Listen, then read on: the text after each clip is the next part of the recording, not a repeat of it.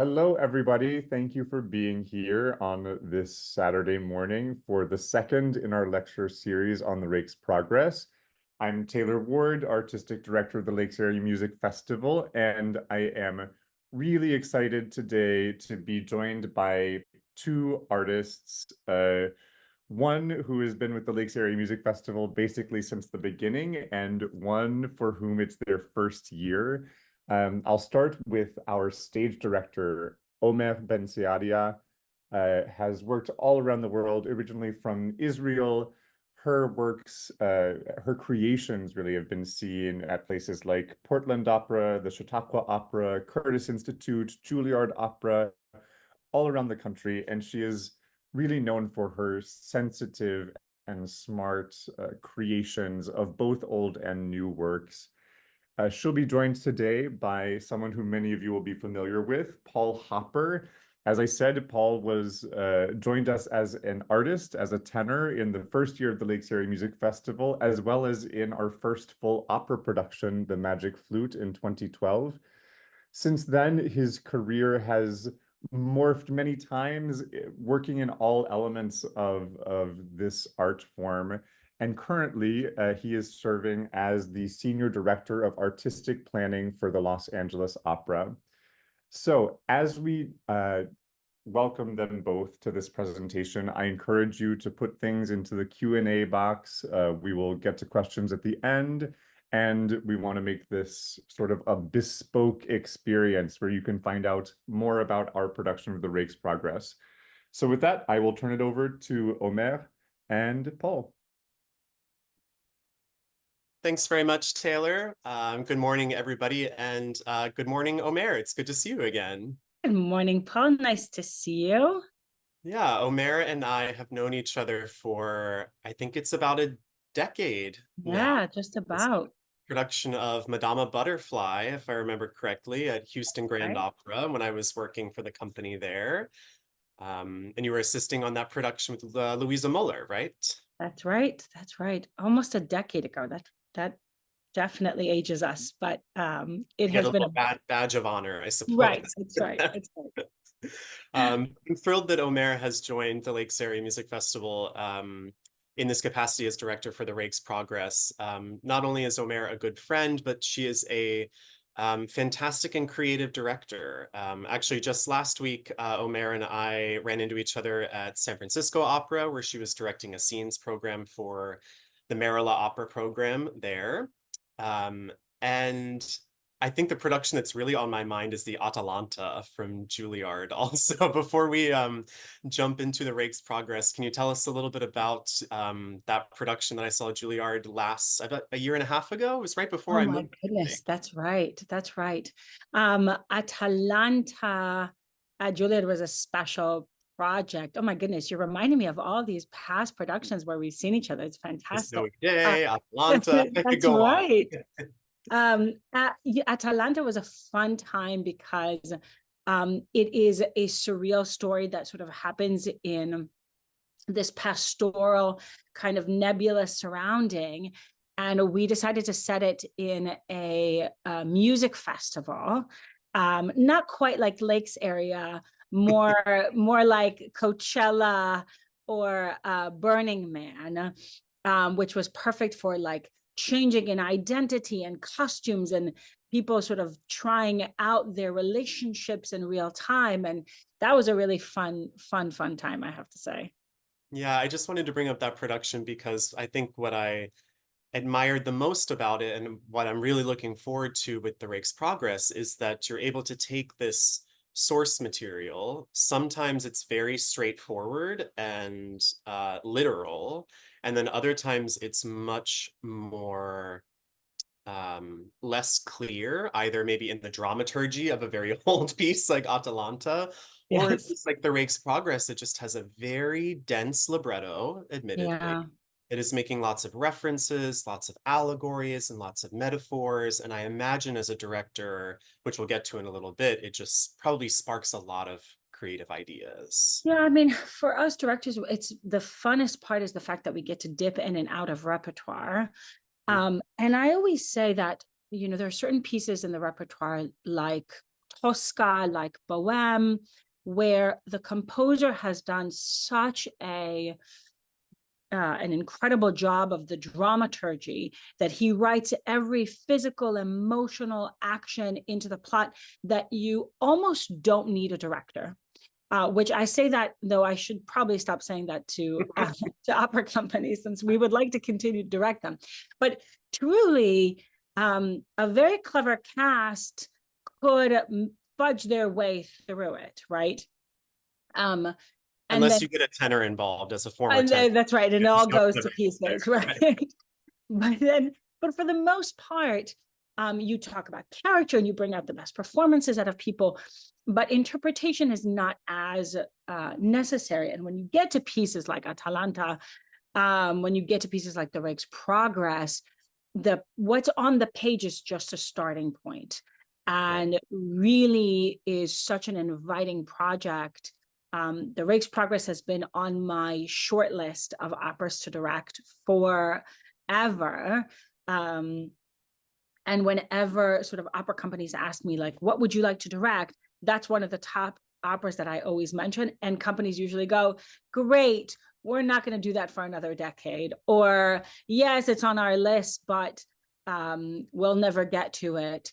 And so when this title came up here, I jumped at the opportunity to put my hands on it, because it feels like one of those pieces where it's like peeling an onion that continuously morphs and changes as you're sort of figuring it out. So just as a starting point, the fact that Lakes Area is doing this piece that you almost can't see anywhere else, it's such an event, makes it even more special that we're getting to do it this summer. Absolutely. I mean, since it premiered in 1951 in Venice, of all places, it's really been a magnet for directors and designers. Some of the earliest productions were from George Balanchine, from the sort of Stravinsky ballet side of it. Ingmar Bergman, film director, who has some interesting connections to northern Minnesota too. And David Hockney, the iconic British turned Southern California designer, who approached it from this very visual side. So it's not surprising to me that it has been on your list, and I'm glad that that Lakes Area found a way to get it into your repertoire as well. It also has had an interesting history with summer festivals too. It premiered at La Fenice in Venice, but some of its first international productions were at the Glyndebourne Festival in the UK outside of London. And then it was in the first season of the Santa Fe Opera as well. I'm not really sure what the connection is there with summer festivals, but it was the piece that introduced Stravinsky to Santa Fe. He ended up going there for about 10 or 15 years afterwards. He developed this great history with the company, but in the very first season, it was one of the first operas that they did. I have a thought about that. I mean, there's something about the summer season that is full of hope.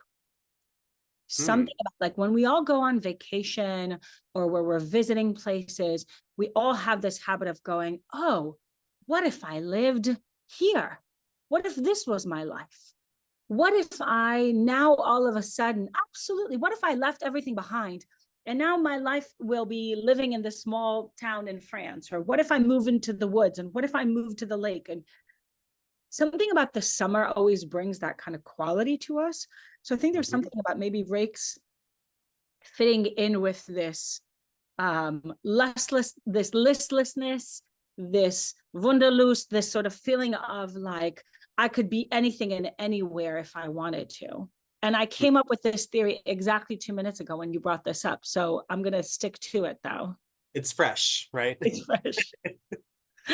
What I also love about this piece is that it is such a huge contrast to what we produced last season, which was Don Pasquale. Have you worked on a Pasquale before? Is that you have? Okay, so Pasquale was the first big opera I ever directed, actually, when I was a student at CCM. Oh, wow. Many years ago.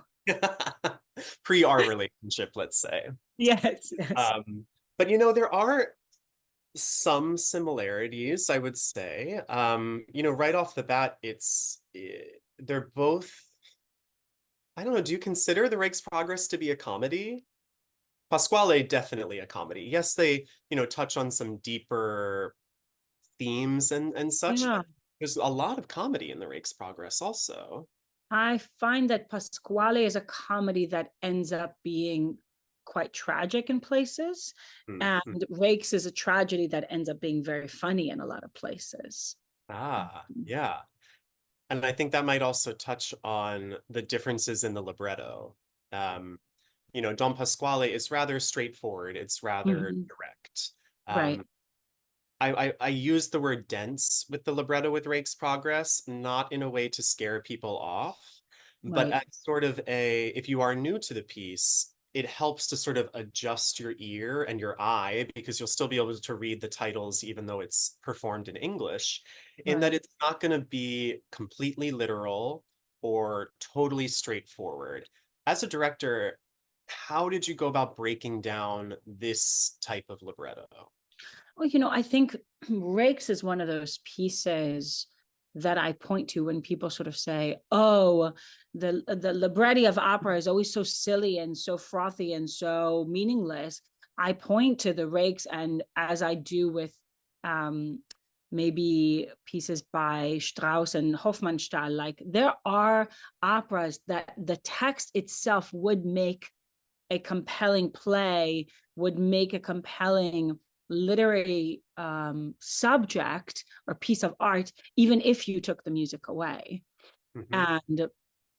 And I will say, in many ways, so English isn't my first language, Hebrew is my first language, Mhm. and yet I studied in America and I've worked in English most of my life.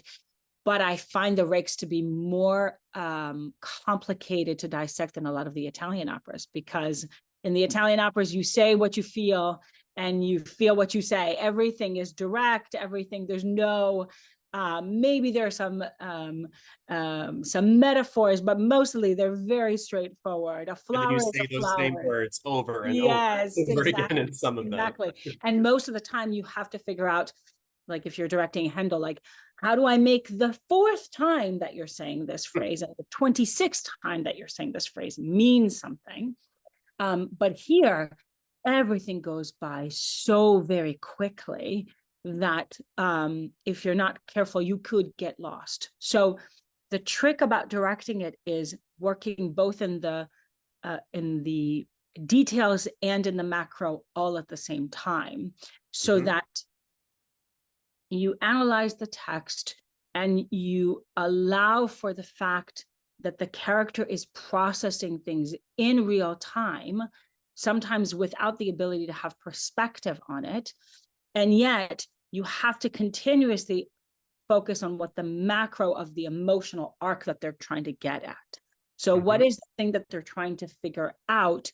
And almost like if you get stuck on any one word, you might lose the entire plot of the show. So you have to continuously sort of know what the characters are saying and what it is that they're trying to figure out, and the bigger arc of what it is that emotionally they're trying to get at before they even get to it. Yeah, and no small task. No small task, no small task. But So on luckily, I'm surrounded by so much talent that it makes my world much, much easier. Great. And before I get to introduce everybody to some of that talent, back to the micro macro approach, let's just take a second and talk about the title itself, The Rake's Progress, because on a quick view of that, it doesn't exactly tell you what it is. I know that Taylor recently gave a talk about the inspiration for this libretto and for the opera coming from the William Hogarth etchings from the mid 18th century, I believe they Mhm. were. But I don't think we need to break down the word but let's talk about rake/rakes and progress. So what is a rake? Who is this rake? Is it a raked stage? Is it a rake that you use to pull up the leaves in the fall? What is this rake that we're talking about? So the rake is typically referring to someone who is wealthy, successful, and lost all at the same time. So someone who is very privileged, is supported in many ways, but has no purpose. And the progress is in reference to, and I love the word of it because it doesn't insinuate what it is, where it is that we are progressing to, but that there is an emotional and a physical journey that this character is going to go on that either progresses into salvation, either progresses into damnation, or either progresses into absolutely nothing. And that question mark sort of leads us into the beginning sort of inquiry of it. So right off the bat, we know that this is going to be enigmatic, that it's going to have questions for us, but that there's something exciting, titillating about figuring out where this is going to go. Right. And I don't know if we should spoil the ending or not, but we'll walk through the plot a little bit as we look at some of the designs for the piece. You know, in the Rake's progress, we also have kind of a hidden title role in that many of the, or all of the characters, their names themselves have almost a double meaning to them. So I think this might be a good opportunity to shift towards introducing the characters and the cast and some of the costume designs that we have for them as well. So Taylor, if you could help get that up, and we'll start talking with the title character of Tom Rakewell.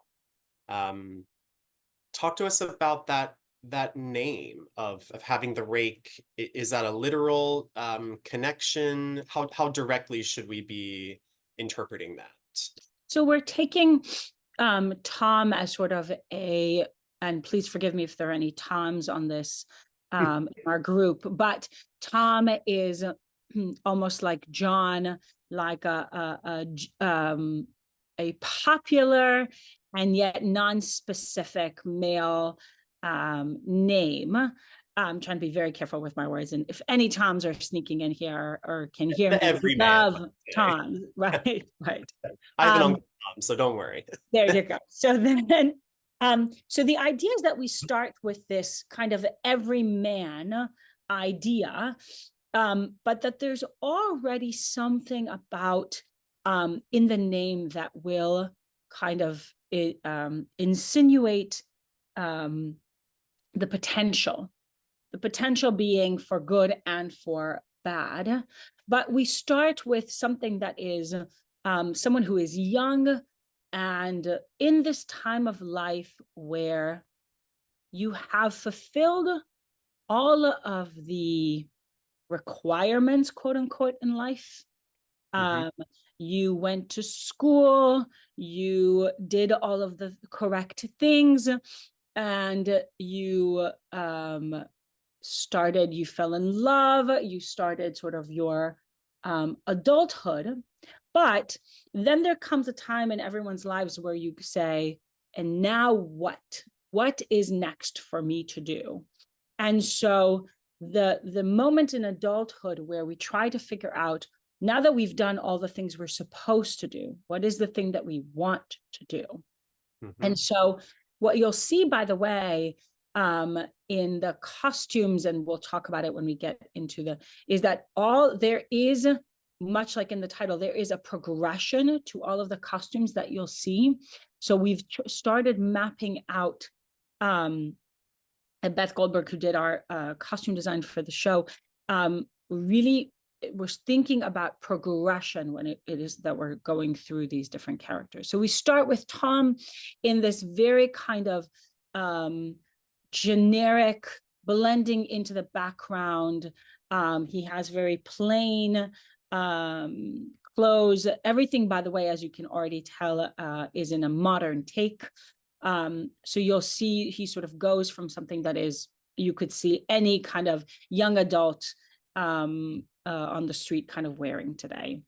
And as he progresses, if we could go to the next slide. Yes. So what happens to Tom as that as he enters the big world and starts to be influenced by his surroundings, he starts to explore what his identity is and where that goes. And as he sort of starts to lose himself or tries to lose the connection with the world, he happens upon a lot of wealth, a lot of very instantaneous wealth that he tries to then figure out what that looks like and what that means like to him. So we took a lot of inspiration from Harry Styles. You can see some Elton John in there, some David Bowie, some something that also moves into something more androgynous, and again, a sort of a finding thyself feel to it. Lots of money very quickly. Maybe taste is still a question mark, but we're getting there. Yeah, and this role will be sung by the tenor Miles Mikkonen, who you can see in the top right, who I think is an ideal Tom Rakewell, vocally, sort of in the sentiment, but also in his facility with singing in English. My goodness, yes. I mean, he is a singer and an artist who really excels in a lot of different type of repertoire, everything from Steuermann and the Flying Dutchman at Covent Garden recently to a very new work at San Francisco Opera. I don't know if you saw Innocence earlier. I did. Miles had a large principal role in a staggering opera about the impact of gun violence in schools by the Finnish composer Kaija Saariaho.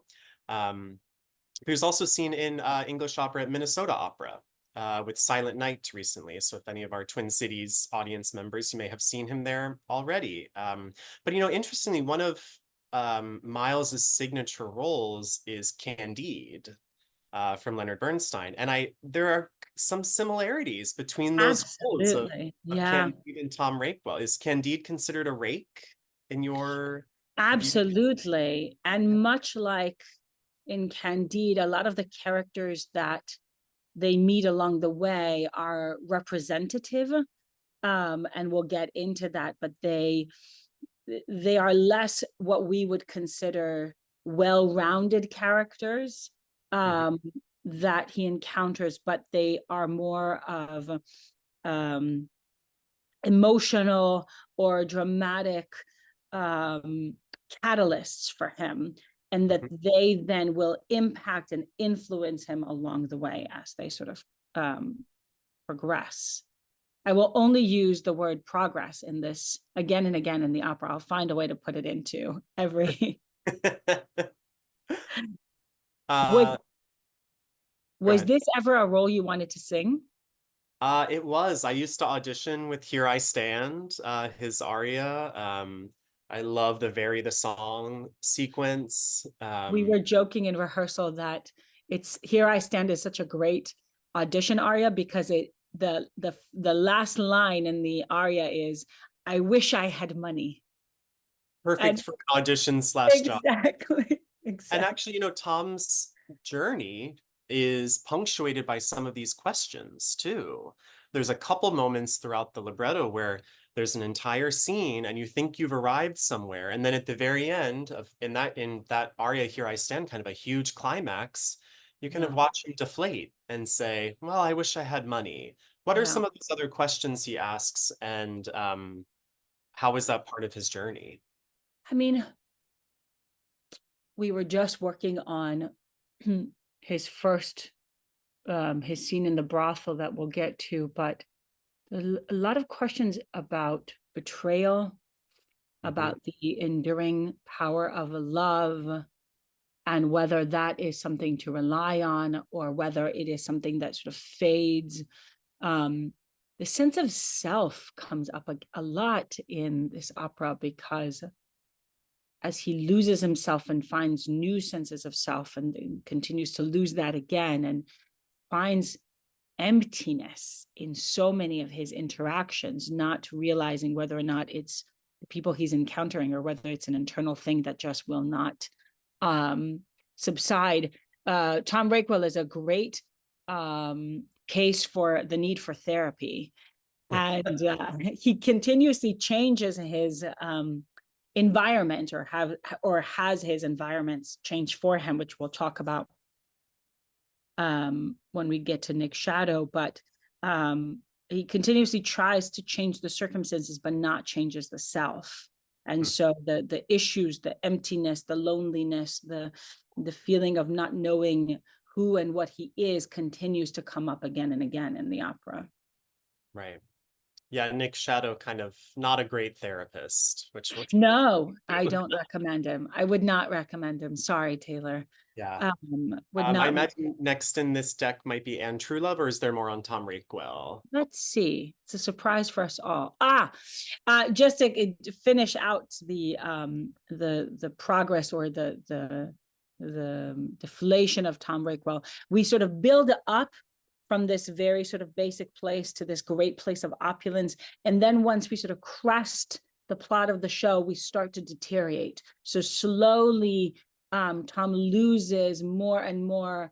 The last point is this fantastical kind of fur coat that he dons on himself. And then from that point on, where he's reached sort of the point of no return, everything else around him he starts losing more and more the concept of reality. And so that also is reflected in the clothes. And he's one of the characters in the show, again, as we're talking about the arc of it, who changes clothes in front of the audience a lot.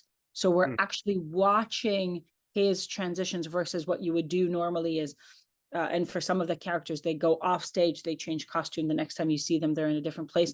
Tom continuously evolves in front of our eyes, and so does his costume changes as we sort of go along. Yeah, and this sort of crisp white, I see some connections to his demise, but then also sort of a angelic heavenly quality to it, but then also Bedlam and the asylum that he finds himself in the end. Exactly. And when he joins, you'll see this reflected in the chorus as well. We go from something very, very colorful when we first meet the chorus to this kind of neutral beige white attire when they all reconvene at Bedlam. Yeah. So next up, I imagine, is Anne Truelove, our soprano lead. And I guess let's start with the name right off the bat, Anne Truelove. What's going on there? I mean, he was very enigmatic in some ways, and in other ways, it couldn't hit you over the head more, right? More clearly. True love. True love, and Anne is that through and through. We were talking about heroic journeys, Taylor and I, for when we were speaking about the season, and so much of the focus is obviously on Tom, but really the heroine of our show is Anne just as much, if not more, because she goes through a major transformation not in an outward way, but in an internal capacity. So the thing that in the costumes that we try to encapsulate is the steadfastness of Anne throughout the show. So where Tom changes a lot of his colors, his styles, all of that, something stays very, very grounded about Anne. So that yellow color, which is what we ended up going with, continues throughout. There's variation of it. She becomes more deeper and more of an adult throughout the show, but there's something that really becomes recognizable in her journey that doesn't vary that much. Right. Anne is being sung by the wonderful soprano Kirsten Piper Brown in a Lakes Area Music Festival debut. She made her Metropolitan Opera debut earlier this season as Evelyn in Terence Blanchard's Fire Shut Up in My Bones. Also been in San Francisco Opera and Jake Heggie's It's a Wonderful Life. Was at Florida Grand Opera earlier this year. Omer, I meant to ask, have you worked with any of this cast before, or are they all new names and faces to you? I've worked with Martin Bakari, who is our Salem.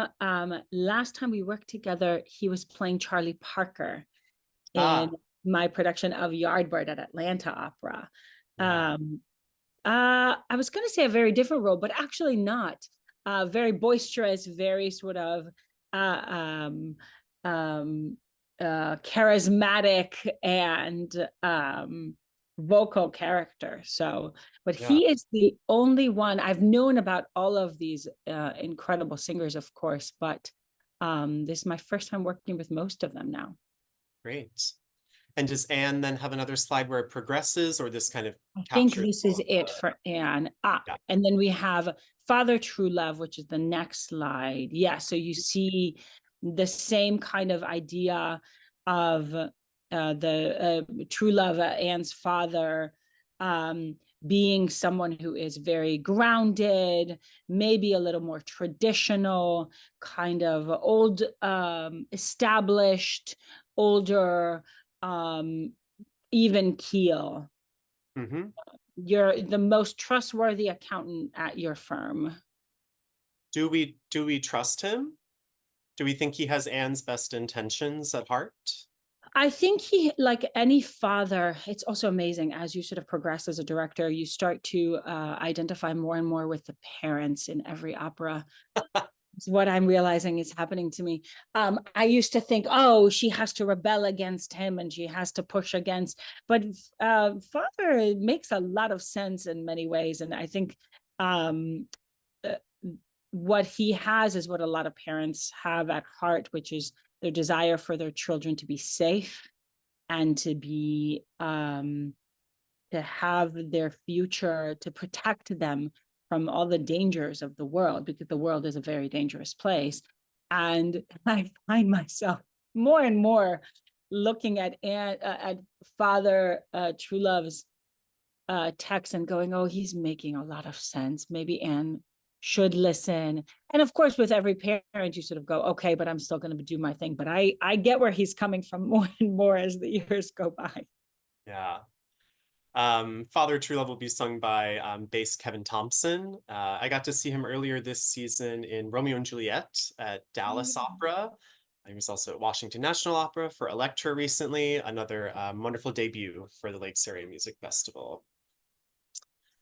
Next up in our character discussion is Nick Shadow. So let's start with the name again before we go into the designs. It's such a great choice to not go with the obvious sort of the satanic or the Mephisto character that we're all familiar with, but by choosing Shadow, we're already realizing that this character could be interpreted as this evil source that sort of is coming from above or below, depending on how you the literature that you grew up with, but or it is a reflection of thyself. And so Shadow in our world becomes a character that is able to shapeshift in a psychological way. And so they're able to observe all of the other characters and match their energy, their physicality, their psychology, so that they can then best manipulate or guide or push. But their ability to sort of morph into the person that they're coming up against is really the interesting thing we're working on in rehearsal. And what Taylor and I have been discovering really beautifully is how much of physicality can change in every scene, depending on whether or not they're trying to cajole Tom, whether or not they're facing Anne, whether or not they're in front of Mother Goose. And so physically, it's been such an interesting journey to see both how to mirror and then how to shift depending on which character they're up against in that moment. As for the costume, the thing we knew we didn't want to do is black or red, which is the thing that we're sort of what we expect in most cases, but actually continue that thought and thinking that Shadow will be able to be neutral enough so that they can take on the color of whoever they're up against. And so we start with something that is almost at the very beginning covered up in a way that you really don't see much of Shadow. And as the opera progresses, the sleeves get rolled up, the cravat gets removed, the shirt gets open, the jacket. So you reveal a little bit of the tattoos, the sort of the more complicated side of Shadow as he's going. And so when we talked about the white, yes, it's a progression towards the Bedlam, but it also is a progression towards Shadow. Ah, I see. Yeah. Nick Shadow sung by John Taylor Ward, who needs hopefully little to no introduction to the music festival family. Next in our cast, unless there's a chorus. Yeah. Okay. So a lot of the first time we meet our chorus is during Mother Goose's brothel. So what we were That phrase inspired, alone is wildly entertaining. Mother Goose's brothel. Mother Goose's plot point. brothel. But taking off of that, what we created on stage is sort of an adult playground, sort of taking from the Mother Goose aspect of it and the brothel. And our modern interpretation, now that I'm realizing it, similar to Atalanta, about trying to figure out what modern playgrounds are like, taking from the world of raves and taking from the world of, in our context, in the modern context, OnlyFans. I don't know how many of our participants are familiar with OnlyFans, but it is a way in which we have, it has been commodified. Sex and relationships have been commodified. So what that is sort of a virtual way of trading. Paul, help me out here. I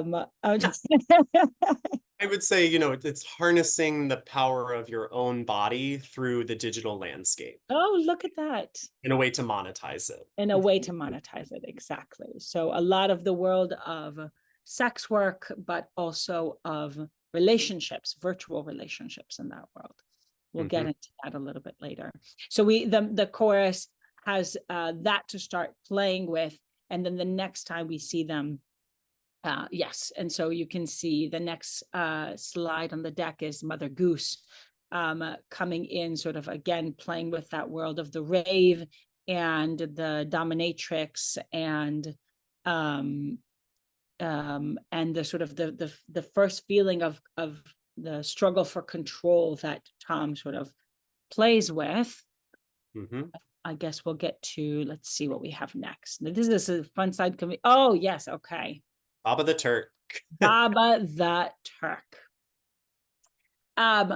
This is one of the more, this was one of the more harder nuts to crack, as it were, because a lot of these, Baba the Turk is sort of written as a circus performer or an oddity or the bearded lady archetype. The bearded lady. And so what we went with in that, in the direction more towards drag and the mixing of sort of bearded drag performers that mix both gender and extravagance, wealth, pageantry, but also the intersection between gender and gender expression. So a lot of hair influencers. I will tell you my search history and the rabbit holes that I have gone down in terms of the world of hair influencers that are out there would boggle the mind and inspire a lot. And so it's fascinating. Again, this beautiful kind of, we took it away from, we wanted to keep the fascination, we wanted to keep the opulence, and we wanted to keep the ownership of this character, to give them the ability to sort of figure out their own reality that they can offer Tom Rakewell when they come together in the show. And Stravinsky, I think, was sort of playing on this when he chose to write this for a contralto. And for those who aren't familiar, that is the lowest of the female voices, a soprano, a mezzo-soprano, and a contralto. Also, I would say the rarest of the female voices. It's a very low sitting sound, which I think allows or plays into that sort of concept of gender expression and gender identity, because they do sort of sing mostly in the chest voice, which is more the masculine end of the female sound.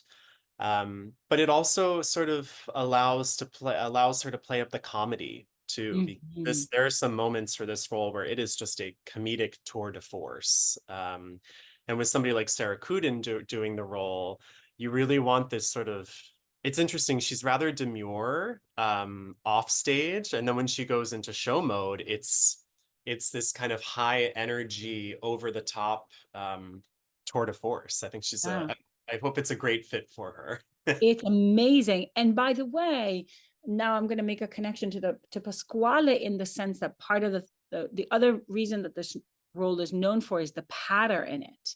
Right. So Which is whereas very fast the declamation text. fast declarations, and it's all the amount of detail that she goes through, is such a, I mean, it's played for comedy, but also it's such a tour de force for any performer who can pull it off. And Sarah certainly can. Already in the first music run through, my jaw was on the floor watching her rattle off her text. It's unbelievable. It's going to be spectacular to hear her do this in context. Great. Selim, who you referenced earlier, sung by Martin Bakari. Selim, Who is he in this story? yes, I mean, the auctioneer, again, it's one of those like incredible patter, detail, punctuation. He appears only in one scene, in the auction scene, and yet he sort of steals the show in that way. And Martin's ability, both his physicality and his vocal technique, is allows him to do some spectacular stuff. And truly, it's kind of like watching an amazing tennis match between him and the chorus in the auction and the bidding scene. It's a lot of fun. And I imagine it's a type of scene that needs to be rehearsed extensively to come off as effortless too. Absolutely. Already a daunting task, Great, but no pressure. no pressure, no pressure. It is also amazing watching the conductor in that moment. Christian is doing it because not only is he cueing, he's just cueing every single thing and knowing where people are going to be. It's going to be a fascinating exercise for him as well, in addition to this very complex and complicated score. And I imagine we don't have a costume slide for him, but I will do a special nod to Christian Reif, who will be conducting the production, the Lake Area Music Festival's music director.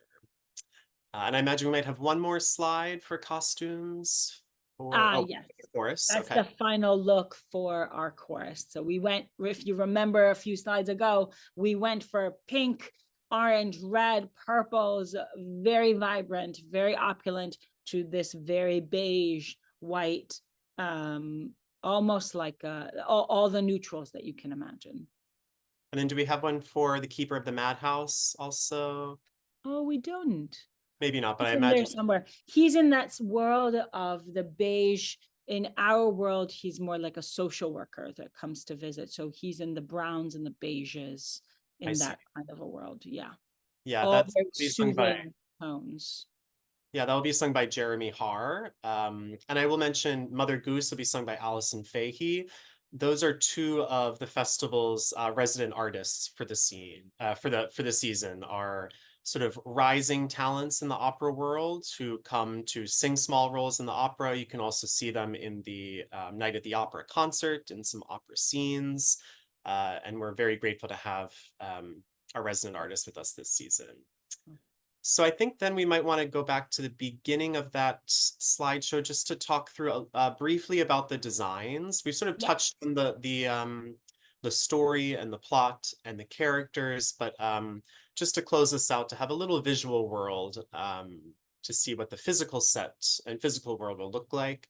Also, just If anybody has any questions about things we've talked about, feel free to put it in the Q&A or in the chat, and then we'll get to them at the end after we talk through a little bit of the plot and the design. So we're structured in 3 acts with a couple scenes in each act. So let us know where we start at the beginning.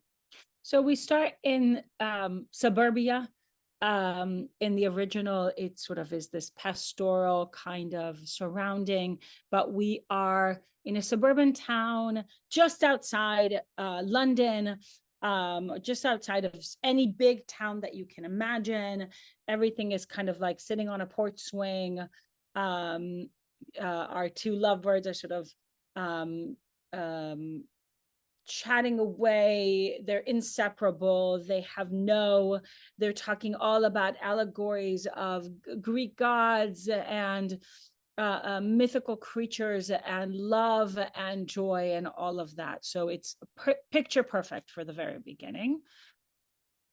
Until we leave the countryside.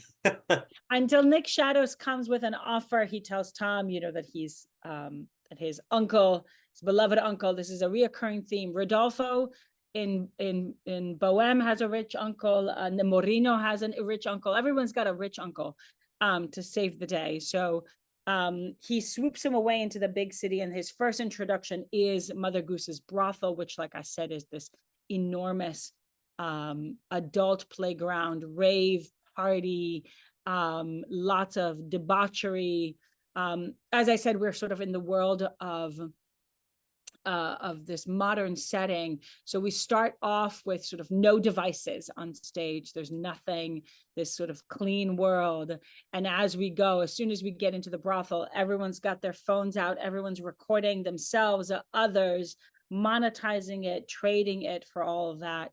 And that sort of is the first introduction of Tom into the world of social media, influencers, all that kind of world. I'll mention Ryan Howell, longtime collaborator. He and I both graduated from CCM together, is designing the set. He designed the Atalanta that you mentioned, and Ariodante and Ariadne. We only do AA operas. Now we're moving into, but a fantastic collaborator. I'm very, very excited for you to see his work. Yeah, and this will be the 3rd production in the Performing Arts Center in Brainerd, and what an incredible asset to the community and to the festival as well, too. So after the brothel, then, is there an intermission at that point? I can't remember where we're placed.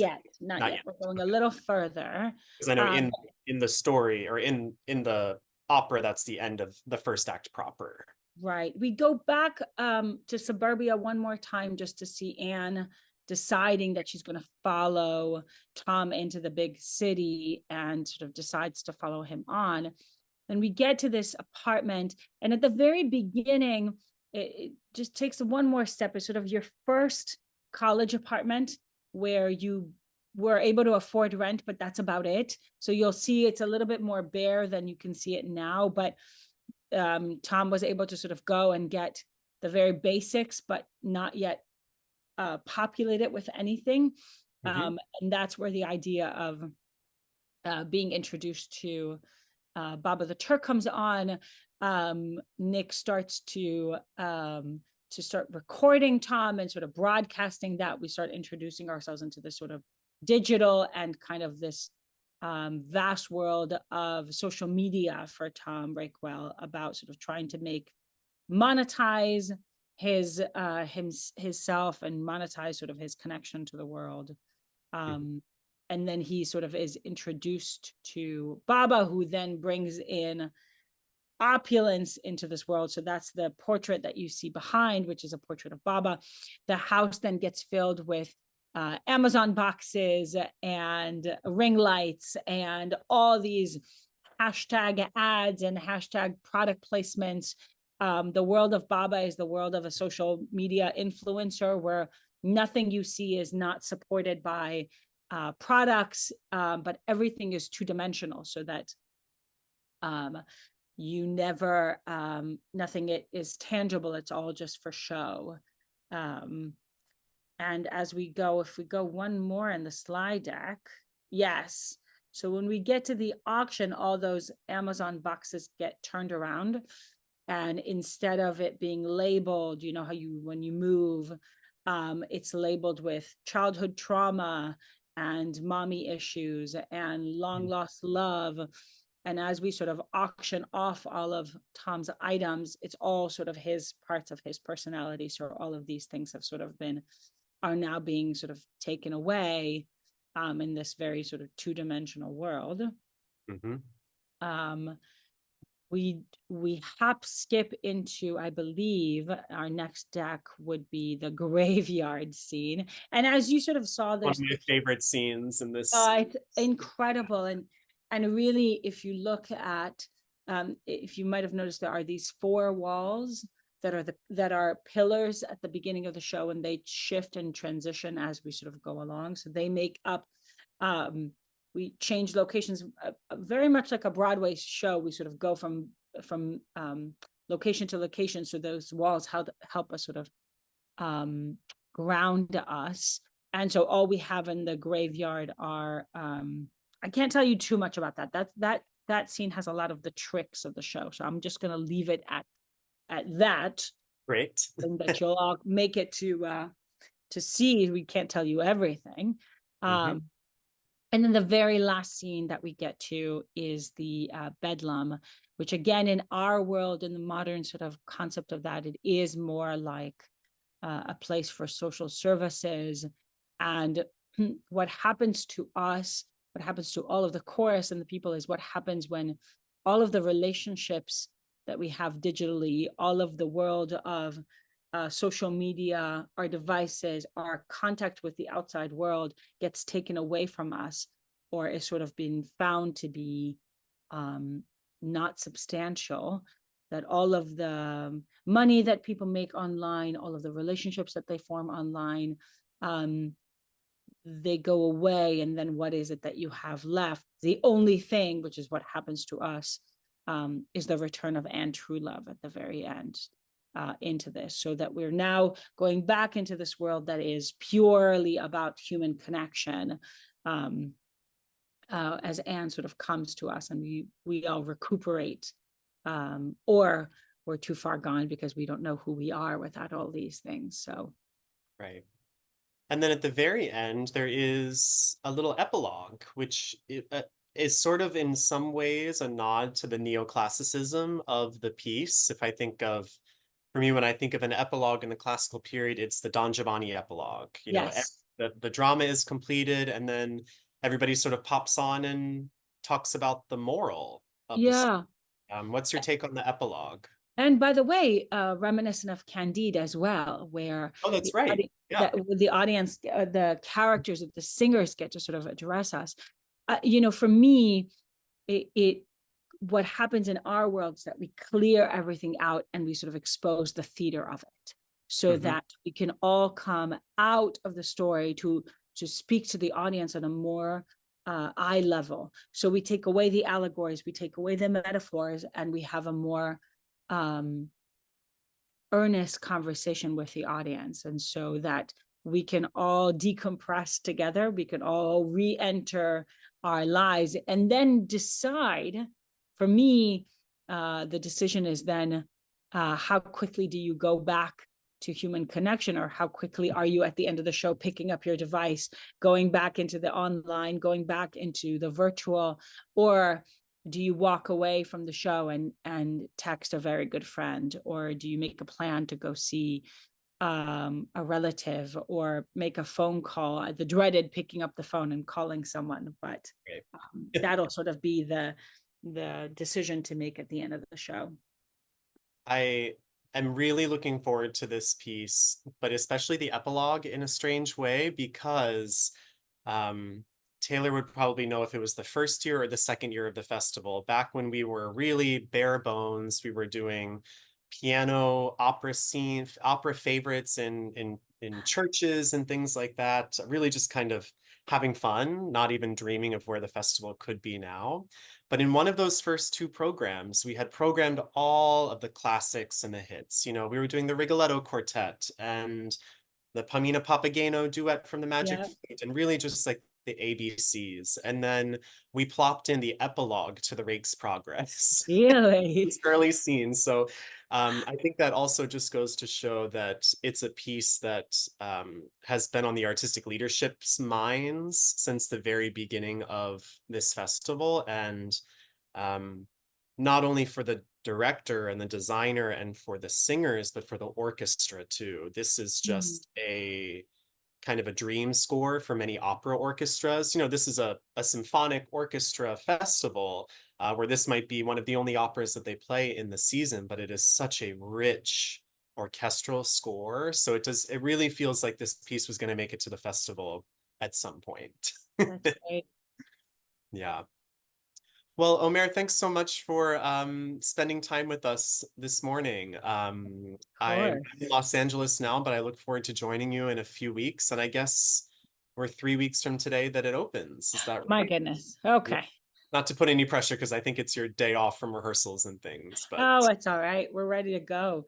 No, it's one of those things that like I truly, it's going to be a packed 3 weeks, but I'm so, again, the talent level in the room is so high and everyone is bringing so much of themselves to it that we're having a tremendous time both playing and talking through things. And so I wish we could do this for 3 months, but we could also spend 3 years on this piece and never get to the bottom of it. So a classic director, they always want more time. they always want more time. They always want more time. That's right. That's right. Great. Well, thanks everybody for joining us today. And I hope that you enjoy not just the opera 3 weeks from now, but all of the other offerings in the Lakes Area Music Festival's programming. And I look forward to seeing you all for the opera weekend when I'm out for my visit as well. See you all soon. Please say hello if you're coming to see the show.